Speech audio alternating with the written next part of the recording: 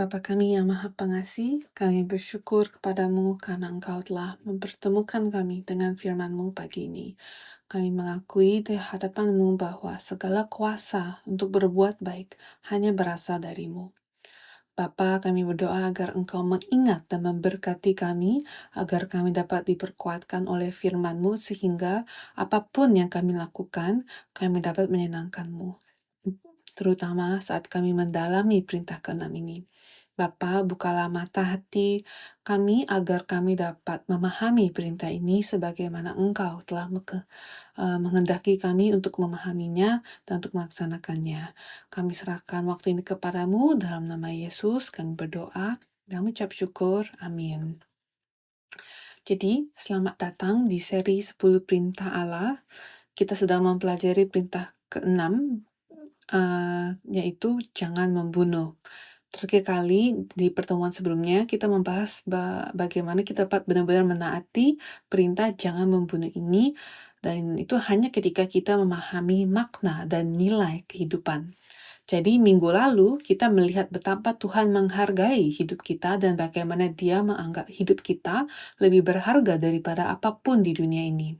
Dan bagaimana perintah ke-6 jangan membunuh ini menanamkan dalam diri kita martabat dan nilai sejati dari kehidupan.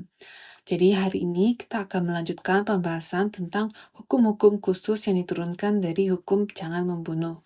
Dan sebagai perintah jadi ada hukum-hukum turunan dari perintah ke-6 jangan membunuh. Dan ini adalah hukum-hukum khusus. Dan hukum-hukum khusus ini sungguh membuktikan pemeliharaan Allah yang sangat teliti atas umat manusia. Karena hukum ini menunjukkan betapa Allah mempertimbangkan setiap situasi dan keadaan yang memungkinkan sehingga Ia dapat memastikan bahwa kita dapat menaati hukum tersebut. Jadi kita akan membahas itu. Hukum-hukum khususnya apa saja? Patut dicatat bahwa ada lebih banyak hukum spesifik yang berasal dari perintah ke-6 dibandingkan perintah-perintah lainnya. Totalnya ada 96 ayat yang membahas hukum-hukum khusus untuk perintah ke-6. Dari perintah ke-6 ini.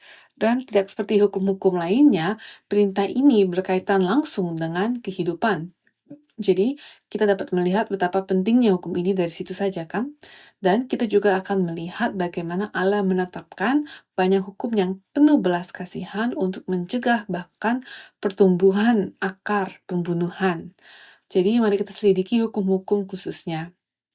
Berikut di layar adalah daftar hukum-hukum khusus tersebut, dan kita juga dapat melihat ayat-ayat Alkitab di sebelahnya untuk referensi Anda. Misalnya, Tuhan memerintahkan kita untuk melindungi nyawa orang yang tidak bersalah dengan menetapkan kota-kota perlindungan. Jadi, jika Anda melakukan pembunuhan tanpa sengaja untuk melindungi nyawa orang tersebut, maka Tuhan menetapkan kota-kota perlindungan. Dan ini termasuk dalam perintah ke-6, jangan membunuh. Jadi, meskipun dia bersalah, Tuhan tetap melindungi nyawanya. Kedua, Tuhan berfirman, janganlah menggeser batas tanah sesamamu. Dan apa batas tanah ini? Batas tanah itu adalah sebuah menara batu yang bertulis yang ditempatkan untuk menandai batas properti atau wilayah tertentu atau antar negara. Jadi memindahkan batu ini merupakan kejahatan yang besar, yaitu mencuri tanah milik orang lain. Oleh karena itu, hukum ini dalam Ulangan pasal 27 ayat 17 mengatakan, terkutuklah orang yang menggeser batas tanah sesamanya manusia. Jadi, peraturan ini melarang pencurian harta benda yang dibutuhkan seseorang untuk bertahan hidup. Jadi, harta benda kita, benda yang kita gunakan untuk bertahan hidup, Tuhan menghargai dan mempertimbangkan itu dengan sangat penting. Jadi, jika seseorang mengambil harta benda itu dari seseorang, maka itu sama saja dengan melakukan pembunuhan. Dan ketiga, Tuhan berfirman, jangan kau datangkan hutang darah kepada rumahmu itu. Yang berarti, singkirkanlah segala bahaya dari jalan tetanggamu. Hal itu ada di Ulangan pasal 22 ayat 8. Jadi ini sungguh menunjukkan kepedulian yang mendalam terhadap tetangga. Tuhan memerintahkan ketika kita membangun sebuah rumah yang baru, kita harus sangat memperhatikan tetangga kita juga. Jadi berfirman, apabila engkau mendirikan rumah yang baru, maka haruslah engkau memagari suatu rumahmu, supaya jangan kau datangkan hutang darah kepada rumahmu itu apabila ada seseorang jatuh dari atasnya. Jadi pastikan kamu membangun rumah yang sangat kokoh dan sangat protektif agar penghuninya tidak akan mendapat masalah atau terluka. Dan apa itu sotoh rumah? Itu adalah tembok pembatas di keliling atap yang mencegah orang dari jatuh. Jadi dia memperingatkan bahwa kita harus memasangnya agar kita tidak membawa dosa darah ke rumah kita jika ada yang jatuh dari atap kita. Jadi, kita dapat melihat hukum kasih yang mendorong orang untuk menghargai kehidupan sesamanya dengan pertimbangan yang sangat cermat. Jadi sebelum saya mempelajari hukum ke-6 jangan membunuh ini, saya pikir ini adalah hukum yang sangat serius. Namun ketika kita mendalami hukum ini lebih dalam, kita dapat melihat munculnya kasih, perhatian, dan kepedulian satu sama lain. Jadi kita benar-benar dapat melihat ini sebagai perintah Tuhan yang berasal dari kasih. Dan kasih itu adalah Tuhan sendiri kan? Selanjutnya, inilah bagian yang ingin saya perluas. Dikatakan kita harus berbuat baik kan, tapi kita harus juga secara aktif berbuat baik kepada sesama. Ini ada di Keluaran pasal 23 dan juga di Ulangan pasal 22. Kita akan membahasnya sebentar lagi. Dan ada hukum khusus yang kelima yang mengatakan jangan merusak alam. Merusak alam juga termasuk dalam perintah ke-6, jangan membunuh. Mari kita bahas lebih lanjut hukum khusus keempat, yaitu secara aktif berbuat baik kepada sesama. Jadi ini saya mau perluas, jadi maka saya mau membahasnya sekarang. Jadi kalau kita lihat di pasal 22 ayat 1 sampai 2 dikatakan apabila engkau melihat bahwa di Ulangan pasal 22 ayat 1 sampai 2 dikatakan apabila engkau melihat bahwa lembu atau domba saudaramu tersesat, janganlah engkau pura-pura tidak tahu, haruslah engkau benar-benar mengembalikannya kepada saudaramu itu. Jadi jika kita melihat seseorang kehilangan sesuatu, kita harus mengembalikannya kepada pemiliknya. Dan ayat 2 berkata, apabila saudaramu tidak tinggal dekat denganmu dan engkau tidak mengenalnya, maka haruslah engkau membawa hewan itu ke dalam rumahmu dan haruslah itu tinggal padamu sampai saudaramu itu datang mencarinya, kau harus mengembalikannya kepadanya. Jadi Tuhan memerintahkan umatnya untuk mengembalikan lembu, domba, atau harta benda milik tetangganya kepada pemiliknya ketika mereka melihat bahwa barang itu hilang. Ketika mereka melihat atau menemukan barang hilang itu juga. Jadi mereka tidak boleh bertindak seolah-olah mereka tidak melihatnya, pura-pura tidak tahu. Jadi ini memerintahkan umatnya untuk secara aktif berbagi tanggung jawab dalam mencari harta hilang tetangganya sampai ditemukan. Bukan hanya milik saya atau milik orang lain. Coba kita pikirkan ini. Apakah yang Tuhan maksud hanya harta benda fisik saja? Bisa jadi kehilangan hati kan? Bisa jadi kehilangan identitas diri, bisa jadi kehilangan iman, ya kan? Minggu lalu kita melihat definisi hidup mencakup segalanya, bahkan benih emosi kita kan. Jadi Tuhan mendirikan instruksi yang sangat rinci untuk kasus-kasus yang sangat berbeda dalam perintah ini dengan hukum-hukum khusus dan termasuk bahkan ketika pemiliknya tidak diketahui. Jadi terkadang kita menemukan $5 kan di pinggir jalan dan kita berkata, oh saya tidak tahu ini milik siapa. Jadi kita simpan aja dan itu biasanya seperti itu kan. Seolah siapa yang menemukannya, dialah yang berhak memilikinya. Dan penemunya berhak memilikinya, seperti itu kan. Dan kita seringkali punya sudut pandang yang seperti itu. Namun, dalam 10 perintah Allah, Tuhan berkata, sekalipun kamu tidak mengenal pemiliknya, kamu harus mengembalikannya. Atau kamu harus menjaganya sampai kamu dapat mengembalikannya. Jadi coba kita selidiki hal ini, dan saya sangat terkejut dan takjub ketika melihat ini. Betapa dalamnya Tuhan terlibat dalam hal secara aktif melakukan perbuatan baik bagi sesama. Pertama, orang yang menemukannya harus membawa pulang hewan yang tersesat atau harta benda yang hilang itu. Dan dikatakan bahwa orang yang menemukannya harus menjaganya dengan aman sampai pemiliknya mencarinya. Dan bukan hanya itu, tapi orang yang menemukannya harus mengembalikannya kepada pemiliknya. Dan ini bagian pentingnya. Hukum ini berlaku untuk segala sesuatu yang hilang milik tetangga kita, termasuk lembu, domba, keledai, atau bahkan pakaian. Dan bukan hanya tetangga yang kita kenal, tapi ini juga mencakup bertanggung jawab atas harta orang asing, tetangga jauh, bahkan musuh. Dan pendeta Abraham Park, dia menyatakan, dalam buku ketujuhnya, dalam buku ketujuh seri sejarah penulisan tentang 10 perintah Allah, dia berkata, instruksi-instruksi ini tidak memperhitungkan pendapat atau situasi orang yang menemukannya. Jadi hukum ini tidak peduli situasi apa yang saya hadapi. Jika saya menemukan barang milik tetangga saya, atau apapun, Tuhan hanya berfokus pada orang yang kehilangannya. Bisa berupa anak yatim piatu, bisa juga jadi seorang janda, dan Tuhan kita sepenuhnya berfokus pada orang itu, orang yang kehilangan itu. Dan hukum ini hanya menjelaskan secara rinci situasi dan kondisi spesifik si tetangga yang telah kehilangan harta benda mereka. Hukum ini tidak dapat dipahami atau dipraktikkan tanpa menempatkan diri kita pada posisi tetangga itu. Dan memang tidak ada hukum lain yang lebih baik dalam mengungkapkan esensi perintah untuk mengasihi sesama seperti diri sendiri sebagaimana telah diungkapkan oleh hukum ke-6 ini. Jadi hukum ini sepenuhnya berbeda dari hukum lain. Yang membedakan batas kepemilikan antara seseorang dan sesamanya kan. Misalnya 10 perintah lainnya mengatakan jangan mengingini, jangan mencuri. Tapi hukum-hukum khusus ini berbeda dari hukum-hukum itu, karena hukum ini tidak tertandingi dalam belas kasihan dan kebaikan. Jadi, Anda mengutamakan sesama Anda sebelum diri Anda. Dan Allah memerintahkan kita umatnya untuk secara sukarela melindungi sesamanya dan hartanya seolah-olah itu milik mereka sendiri dan berbagi tanggung jawab atasnya.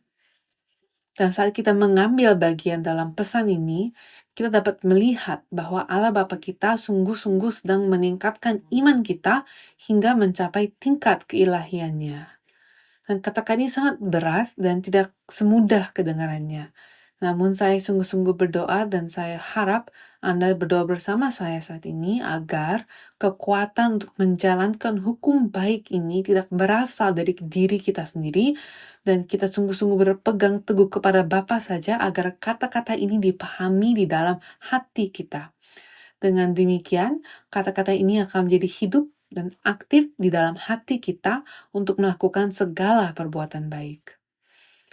Marilah kita dengan sungguh-sungguh mengikuti pesan ini dan melakukan perbuatan baik bagi sesama kita secara aktif. Jadi seluruh hukum khusus yang membahas bagian ini dapat diringkas menjadi seperti ini. Anda tidak boleh mengabaikan tetangga Anda. Dan ini begitu penting sehingga Allah mengulanginya 3 kali dalam Ulangan pasal 22 ayat 1, 3, dan 4. Dan ini bukan sekedar peringatan, tetapi ini perintah yang sangat berat. Allah menuntut manusia untuk mempraktikkan kasih yang sempurna, bahkan terhadap musuh mereka, dan mereka yang membenci mereka, dan juga terhadap mereka yang saat ini sedang berada dalam hubungan yang bermusuhan dengan mereka. Dan karena itu Allah memerintahkan kita untuk tidak mengabaikan mereka.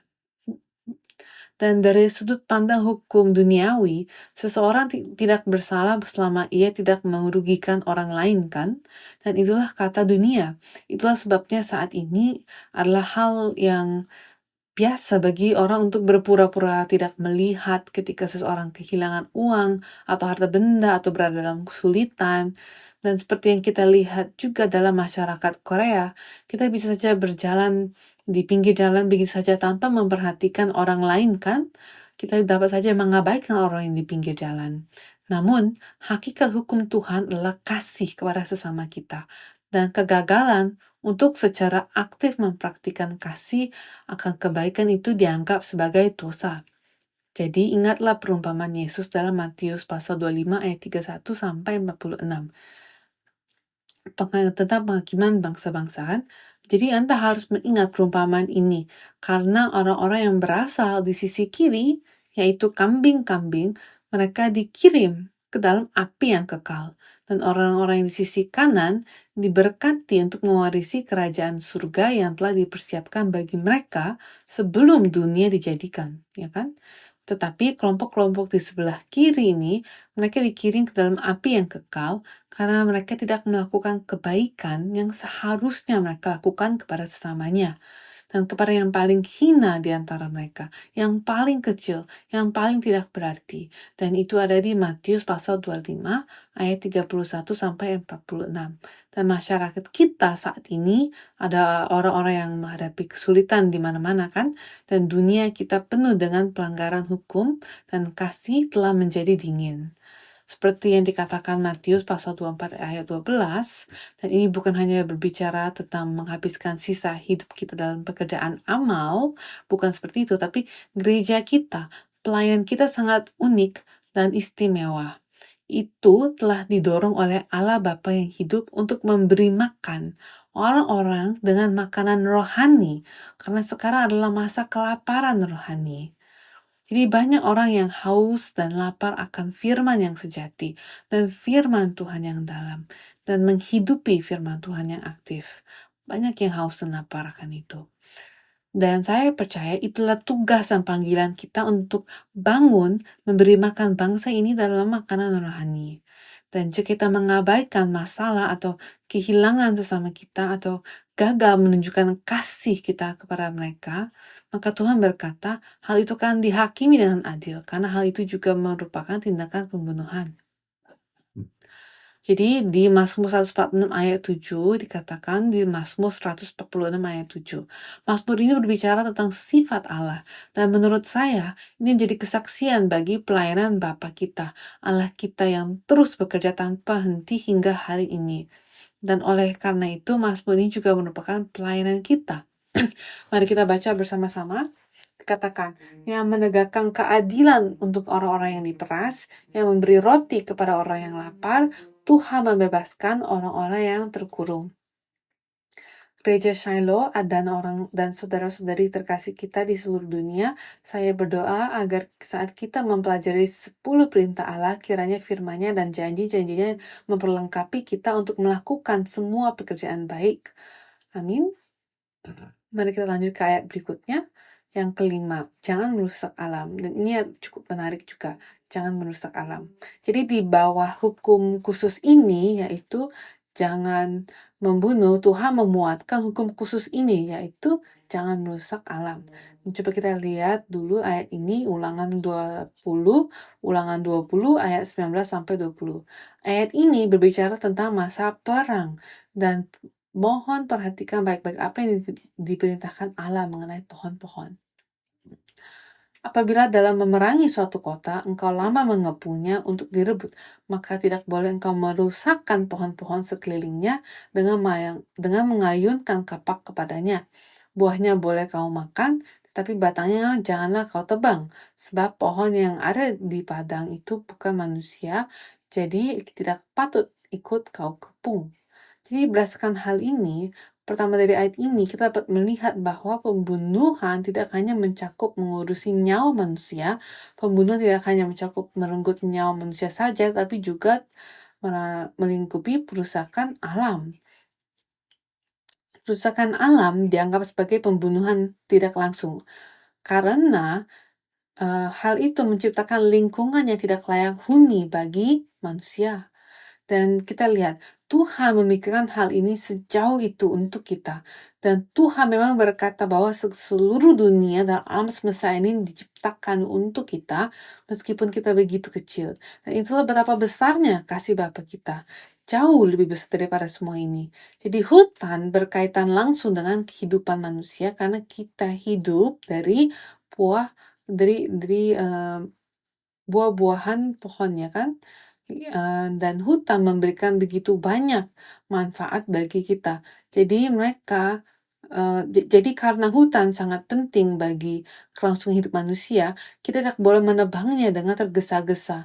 Bahkan dalam situasi perang seperti ini, dan seperti yang telah kita baca, Tuhan dengan tegas memerintahkan manusia untuk tidak menebang hutan, terutama pohon buah-buahannya. Dikatakan sekalipun musuh bersembunyi di hutan, pohon-pohon tidak boleh ditebang sesuai dengan hukum yang berlaku. Tanah tidak boleh dihancurkan untuk menangkap musuh, dan semua ini menunjukkan betapa Tuhan menghargai kehidupan manusia kita. Jadi bagian kedua ini adalah ayat 20, dikatakan hanya pohon-pohon yang engkau tahu tidak menghasilkan makanan, boleh kau rasakan dan kau tebang untuk mendirikan pagar pengepungan terhadap kota yang berpegang melawan engkau sampai kota itu jatuh. Jadi Allah kita sangat teliti. Dan bagian kedua dari pelajaran hari ini adalah tentang mengambil perintah kanan dan mengembangkannya secara Injil. Maka kita menyebut ini sebagai perluasan hukum ke ranah hati kita. Dan bukan hanya bagian fisik, bagian kehidupan yang kasat mata, tapi jauh di lubuk hati kita. Bagaimana hukum-hukum ini seharusnya diterapkan di dalam hati kita. Oke, jadi kita akan melihat jenis-jenis pembunuhan menurut ajaran Yesus. Jenis-jenis pembunuhan yang menurut ajaran Yesus, yaitu perluasan hukum yang bersifat Injili, kita akan lihat di Matius 5 ayat 21 sampai 22. Ini adalah jenis-jenis pembunuhan menurut ajaran Yesus. Dan nomor 1,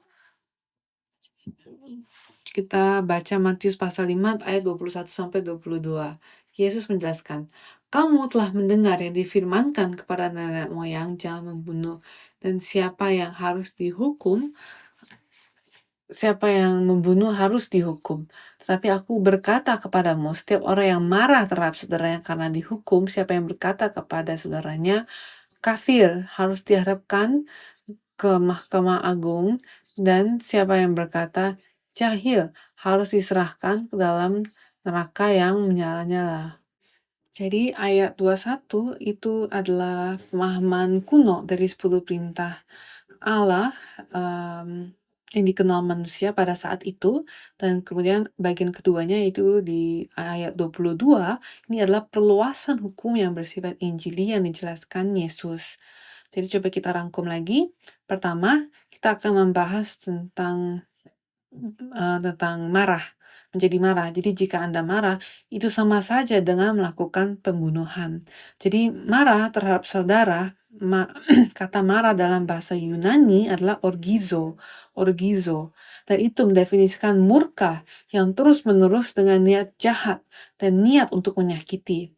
Dan kemarahan ini juga berarti membenci orang lain dan membuat mereka merasa dirugikan. Dan ketika kita melakukan ini, sama saja dengan dosa menumpahkan darah orang tersebut. Jadi ini dalam sudut pandang Tuhan, oke? Itulah mengapa Yesus mengatakan dalam 1 Yohanes pasal 3 ayat 15 melalui Rasul Yohanes bahwa setiap orang yang membenci saudaranya adalah seorang pembunuh manusia. Oleh karena itu dalam bukunya Pendeta Abraham Park, beliau mencatat seperti ini. Membuat tetangga meneteskan air mata sama saja dengan membunuh. Beliau juga berkata, pekerjaan hidup tidak dapat terjadi di dalam hati yang penuh kebencian. Dan kita menyerahkan diri kita kepada Tuhan, ya kan? Dan kita mohon agar kita dipakai olehnya sebagai hamba dalam pelayanan hidup ini. Dan Tuhan berkata, anakku, inilah bagian yang harus kita urus terlebih dahulu. Jadi hati kita harus diurus terlebih dahulu. Jadi saya harap kita benar-benar bisa jujur pada diri sendiri, dan ini juga benar-benar menusuk hati nurani saya sendiri, karena saya tahu seringkali saya membuat orang menangis dan bahkan orang-orang yang saya kasihkan.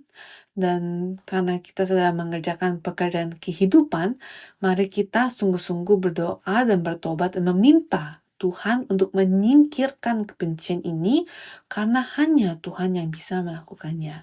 Kita tidak bisa. Itulah sebabnya ada pepatah terkenal di Efesus 4 ayat 26, dikatakan, janganlah matahari terbenam sebelum padam amarahmu.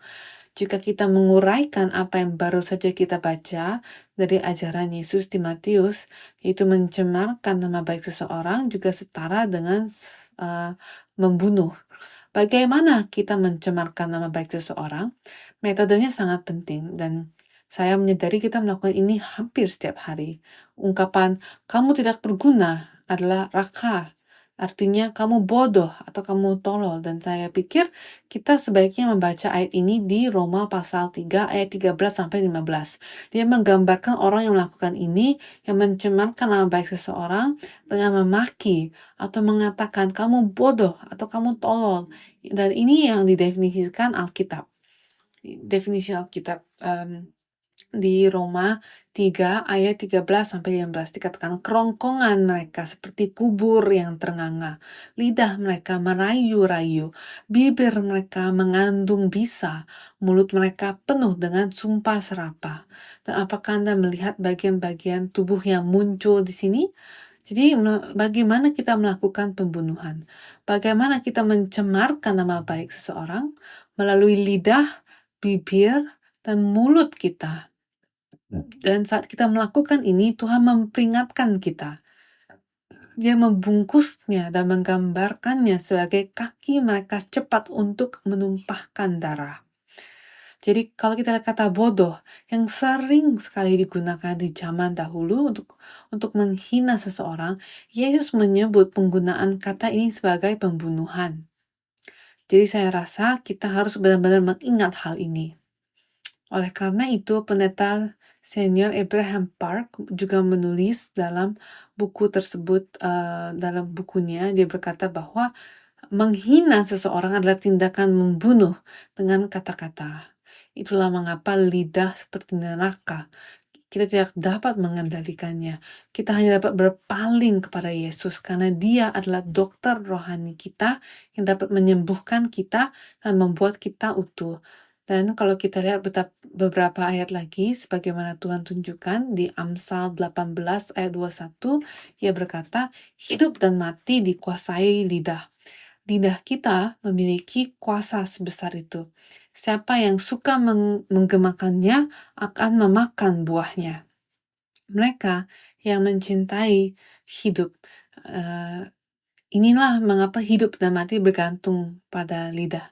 Yesus mengatakan ini, Aku berkata kepadamu bahwa setiap kata sia-sia yang diucapkan orang, mereka akan memberikan pertanggungjawabannya pada hari penghakiman, ya kan? Jadi siapapun yang menginginkan hidup dan suka melihat yang baik harus menjaga lidahnya dari yang jahat. Dan di sini lidah membawa lidah kebijaksanaan. Lidah yang bijaksana membawa kesembuhan, sukacita, dan kesenangan. Namun lidah yang jahat adalah pedang dan racun yang membunuh. Saudara-saudara, saya percaya Allah Bapa menunjukkan hal ini kepada kita karena Dia adalah pencipta kita dan Dia juga menciptakan lidah kita. Dan sebagai pencipta, Dia berkata, beginilah cara aku menciptakanmu. Datanglah kepadaku, dan ketika kamu mengakui hal ini dan kemudian kamu menyadari bahwa kita terlibat dalam pembunuhan tak langsung semacam ini dengan lidah kita, Bapa mengundang kita untuk berbalik kepadanya dan Dia akan menyembuhkan kita. Amin. Jadi coba kita baca satu ayat lagi. Di sini di Amsal 12 ayat 13 dikatakan orang yang jahat terjerat oleh pelanggaran bibirnya. Jadi bibir kita memasang jerat bagi kita, ya kan? Lanjut, tetapi orang benar dapat keluar dari kesukaran. Dan siapakah orang yang benar? Yaitu orang yang berpegang teguh pada Yesus Kristus.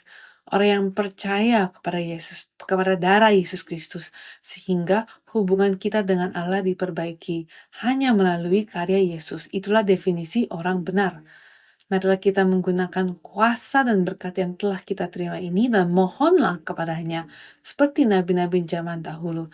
Mohonlah kepada Tuhan untuk mengurapi bibir kita dengan sentuhan bara api yang menyala yang akan menyucikan bibir kita. Dan semoga itu menjadi doa kita hari ini. Juga, jika Anda menguraikan satu lagi dari Matius, seperti yang kita baca dalam ajaran Yesus, yaitu duduk di kursi Tuhan untuk menghakimi orang lain, juga setara dengan melakukan pembunuhan. Dan ketika di ayat sebelumnya, Yesus berkata, ketika kita memanggil saudara kita bodoh, dalam bahasa Yunani itu sebenarnya pada zaman dahulu berarti tidak beriman atau tidak percaya. Jadi kata ini sebenarnya merujuk pada orang yang menyangkal Tuhan, yang tidak mengenal Tuhan, orang yang tidak mengenal Tuhan. Dan Yesus berkata, ketika kita memanggil seseorang bodoh, atau kamu sangat tidak beriman, atau oh kamu sangat tidak percaya, maka kita sebenarnya sedang menghakimi iman orang lain. Dan di sini Yesus menunjukkan bahwa kita tidak dapat menghakimi iman orang lain seperti itu, karena itu bukan dalam yurisdiksi kita, itu bukan dalam kuasa kita, tapi itu ada di yurisdiksi Tuhan. Dan Yesus menyatakan bahwa orang-orang yang duduk di kursi Tuhan untuk menghakimi orang lain, mereka sama dengan pembunuh. Dan mereka yang menghakimi iman orang lain adalah sesuatu yang tidak boleh kita lakukan. Oleh karena itu, mengutuk orang lain seolah-olah kita duduk di kursi Tuhan dapat dianggap sebagai dosa pembunuhan. Terakhir, coba kita lihat di bagian kedua dari perluasan hukum yang bersifat Injili ini, bagaimana kita dapat mencegah pembunuhan. Cara mencegah pembunuhan adalah sebagai berikut. Pertama, kita harus mengupayakan kebaikan orang lain. Kedua, kita harus lambat marah. Ketiga, kita harus berdamai dengan saudara-saudara kita dan segera berdamai. Itulah rumusnya. Saya berdoa agar setiap orang dari gereja ini akan hidup sesuai dengan ini. Dan jika kita menemukan seseorang yang bergumul dengan hal ini, mari kita bagikan dan dukung mereka, karena kita semua tahu ini sangat-sangat sulit dilakukan. Pertama, mengupayakan kebaikan orang lain. Oke? Perintah jangan membunuh mencakup perintahnya untuk melakukan yang terbaik dalam menjaga kehidupan orang lain serta kehidupan kita sendiri. Dan jika kita dapat menerapkan ini dalam kehidupan sehari-hari, dapatkah Anda bayangkan bahwa semua dosa pembunuhan akan lenyap dari kita, dan kita akan menjadi air hidup sejati yang akan mengalir, dan apapun yang kita sentuh akan disegarkan dan dihidupkan kembali. Kita dihidupkan kembali karena tidak ada kuasa atau kuasa kematian di dalam diri kita. Jadi menyelamatkan nyawa orang lain berarti kita mengutamakan kebaikan orang lain daripada kebaikan diri kita sendiri. Dan ini sekali lagi lebih mudah diucapkan daripada dilakukan. Dan coba kita lihat sesuatu yang akan menguatkan hati kita. 1 Korintus 10 ayat 24 dikatakan, jangan seorang pun yang mencari keuntungan sendiri, tapi hendaklah tiap-tiap orang mencari keuntungan orang lain. Juga 1 Korintus 10 ayat 33, Rasul Paulus mengatakan, sama seperti aku juga berusaha menyenangkan hati semua orang dalam segala hal, bukan untuk kepentingan diriku, tapi untuk kepentingan orang banyak supaya mereka beroleh selamat. Dan juga satu lagi di Roma 15 ayat 1 sampai 2 dikatakan kita yang kuat wajib menanggung kelemahan orang yang tidak kuat, dan jangan kita mencari kesenangan kita sendiri. Setiap orang di antara kita harus mencari kesenangan sesama kita demi kebaikannya untuk membangunnya. Amin. Kedua, kita harus lambat marah. Kemarahan mengganggu fokus dan kedamaian pikiran seseorang. Dalam Kejadian 49 ayat 6 dikatakan demikian. Sebab dalam kemarahannya mereka telah membunuh orang, dan dalam keangkarannya mereka telah memotong urat keting lembu.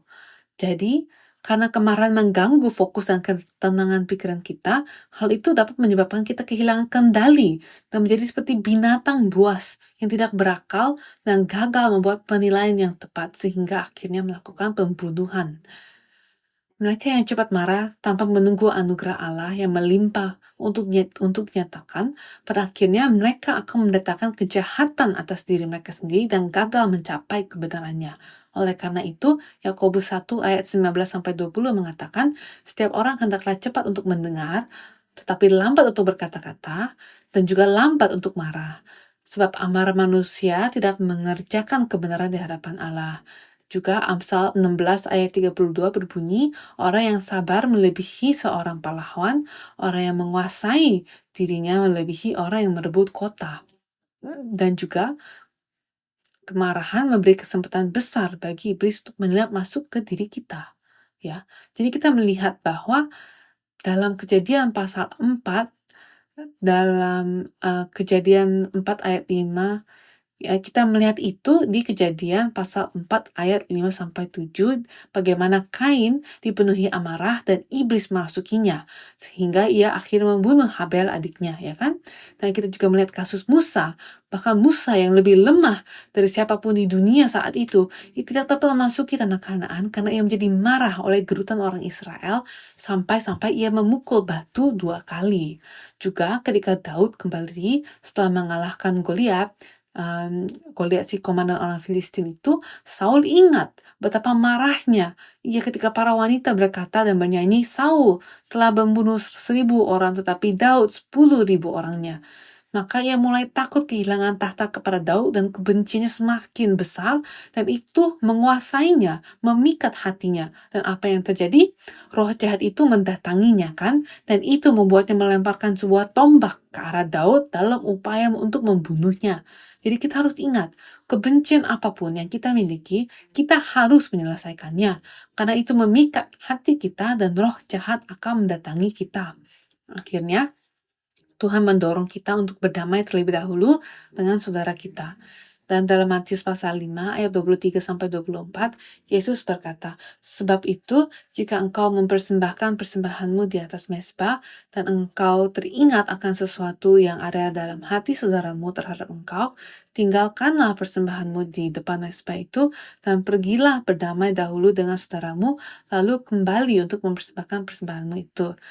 Dan ayat ini benar-benar mengingatkan kita betapa orang tua kita sendiri akan senang dengan hadiah yang mahal yang kita berikan hanya ketika anak-anak mereka itu tidak terus-menerus bertengkar dan saling membenci kan. Dan menurut saya ini benar-benar mewakili hati seorang ayah. Pendeta Abraham Park menulis dalam bukunya bahwa Yesus tidak ada saat ketika Yesus marah kepada Yudas Iskariot. Sebaliknya, ia justru mendesaknya berkali-kali untuk bertobat. Dan kasih Yesus sungguh lebih dalam dari lautan dan lebih luas dari langit dan sungguh tidak terpahami oleh pikiran manusia. Yesus terus-menerus berdoa memohon pengampunan bagi mereka yang telah membunuh dia, yang telah menyalibkannya. Dan saya percaya kita, anggota Firman Damai, telah menerima berkat yang luar biasa karena menyaksikan kasih seperti itu dalam kehidupan kita. Ya kan? Kita seringkali merasakan ini kan, betapa dalam penderitaan kita yang panjang, dan kita harus mengeluarkan kesabaran yang panjang. Di dalam penderitaan kita telah mengalami penantian, pengampunan, dan dorongan yang terus-menerus, ya kan? Betapa besarnya berkat ini. Jadi ketika kita marah atau ketika kita kecewa kepada seseorang, marilah kita mengingat kasih yang telah kita terima, yang tidak pernah marah kepada kita ketika kita sendiri berbuat salah, dan malah selalu dengan sabar menunggu kita untuk bertobat, dengan menyemangati kita dan mendorong kita untuk bertobat tanpa henti. Dan ketika kita dipenuhi dengan mengingat kasih seperti itu, saya berdoa agar kita juga menjadi perantara kasih dan damai seperti itu antara Tuhan dan dunia ini, seperti yang telah Yesus tunjukkan kepada kita. Jadi dia memberi kita pelayanan yang disebut pelayanan pendamaian. Itulah yang tertulis dalam 2 Korintus 5 ayat 18. Dan bagaimana dia mempercayakan kita firman, dan firman seperti apa? Bukan hanya firman sejarah penebusan, tetapi juga firman pendamaian. Dan saya pikir itu adalah definisi yang tepat dari firman sejarah penebusan. Firman pendamaian. Memang mustahil mencegah pembunuhan hanya dengan upaya manusia. Dan kita membutuhkan pertolongan kasih karunia Tuhan. Dan saya berharap bayangan itu dapat menyatukan doa-doa kita dan berseru kepada Allah Bapa untuk menolong kita karena kita sangat membutuhkan kasih karunia-Nya. Mari kita baca satu ayat terakhir di 2 Korintus 5 ayat 18-19. Dan semuanya ini dari Allah yang dengan perantaraan Kristus telah mendamaikan kita dengan dirinya dan yang telah mempercayakan pelayanan pendamaian itu kepada kami. Sebab Allah mendamaikan dunia dengan dirinya oleh Kristus dengan tidak memperhitungkan pelanggaran mereka. Ia tidak mempercayakan berita pendamaian. Ia telah mempercayakan berita pendamaian itu kepada kami. Janganlah kita memperhitungkan pelanggaran, kelemahan, kecewaan, kekurangan, kegagalan, atau kesalahan orang lain. Tetapi ingatlah kasih yang telah kita terima. Dan ingatlah bahwa kita memiliki pelayanan pendamaian, yaitu pelayanan pendamaian, pelayanan sejarah penebusan sejati. Amin. Marilah kita berdoa. Bapa kami yang luar biasa, kami sangat bersyukur kepadamu karena telah mengajarkan kami tentang perintah ke-6. Kami masih tumpul dalam pendengaran kami dan begitu kekurangan pengertian di dalam hati kami. Namun satu hal yang dapat kami lihat sekilas adalah betapa dalamnya kasih-Mu saat Engkau mengukir hukum ini pada loh batu. Ketika Engkau memberikannya kepada Musa. Dan bagaimana Engkau menghargai setiap kehidupan, mereka yang kuat, mereka yang lemah, mereka yang benar, dan mereka yang bahkan tidak benar, dan malah mereka yang bersalah. Bapa, kami mengaku kepadamu bahwa kami telah menerima kasih yang sama, dan itulah sebabnya kami ada di sini hari ini, menerima firman-Mu saat ini. Tapi pada saat yang sama, kami juga mengakui kepadamu bahwa ketika Yesus berkata, apapun yang ada di dalam hatimu keluar dari mulutmu, apapun dari luar yang masuk ke dalam seseorang tidak dapat menajiskannya, tapi apa yang keluar dari seseorang itulah yang menajiskannya, apa yang keluar dari hati kami, Bapa. Kami mengaku kepadamu bahwa kata-kata yang kami ucapkan sungguh mencerminkan isi hati kami, dan kami sangat menyesal karena kurang mengasihi dan kurang peduli terhadap sesama. Terkadang kami menghakimi iman orang lain dengan duduk di hadapan-Mu dan diam-diam mengutuk orang lain. Kami duduk di tatah-Mu seolah kami adalah Allah, dan kami menghakimi sesama kami, dan semua perbuatan-perbuatan ini menjadikan hamba pekerjaan pendamaian ini sungguh tidak layak. Kami sungguh tidak layak melakukan pekerjaan pendamaian-Mu ini. Maka kami mengaku kepadamu, kami mau bertobat di hadapan-Mu saat ini.